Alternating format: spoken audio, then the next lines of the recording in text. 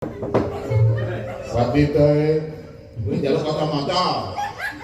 Kok nyritake kacamatane. Ini lho bocange.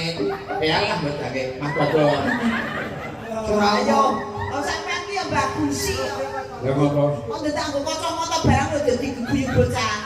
Iki ki kacamata pembesar. Ora percaya. Nek dienggo ngene iki nonton apa-apa saya gede. Salah iki. Oh layak sampean di kamar mandi gerak-gerak berkoman kacamata iki. Lah iya sampean krungu kabar to. Lah sing kok iki dhewe kok Waktu nang kamar mandi dunung. Ciduk karo ambene padha gedene wae.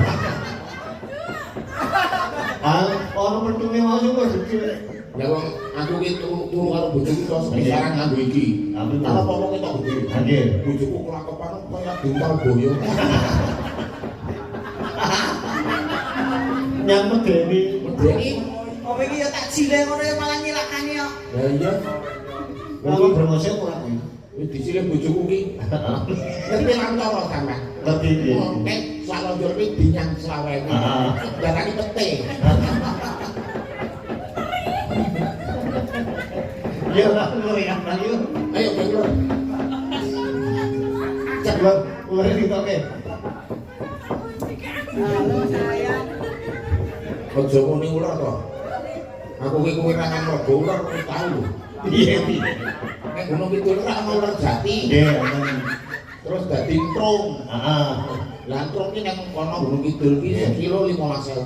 Larang temen. Lah ning Jakarta ki 90.000. Oh, saya larang. Lah aku mulak 3 kental. Witung. Trung kuwi. Untung. Tak go ning Jakarta. Nggih. Tekan kono dadi kuku kabeh. Aku baru Monggo wis dawa-dawa wajake wong-wong. Bali ngomong kula mboten pesen kuku. apa ya? Banyak nih. Lah niki Nggih. sing ora beberapa bojo kula niku Abi kok sore mangan trung. Nggih. Esuk bubur. kupu. Miko sing nasulu sing kumpul. Bayo. Mana ya? Apa hit? Tunggu ya. Dek lungguh dek nang dolan. Jaring jarum.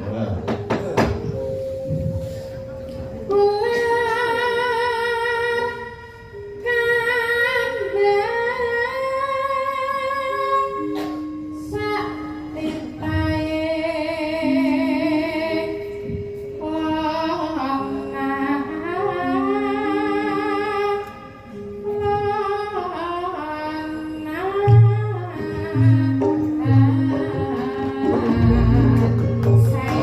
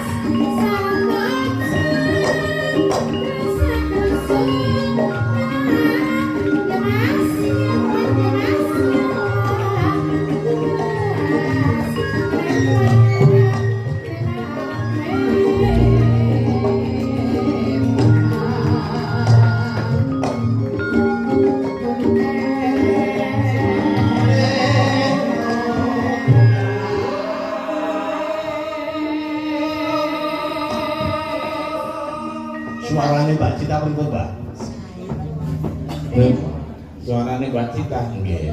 Ora mboten sak dibiji wong ketho niku. Apa? Oh iki berarti ki nek urip ngambani padha karo sampeyan ning Maria aku. Lah iya. Garwa kula. Karo kula tumbakan wong. Piye kok ya sampeyan iki? Kepiye? Garwa kula. Itu ada tadi.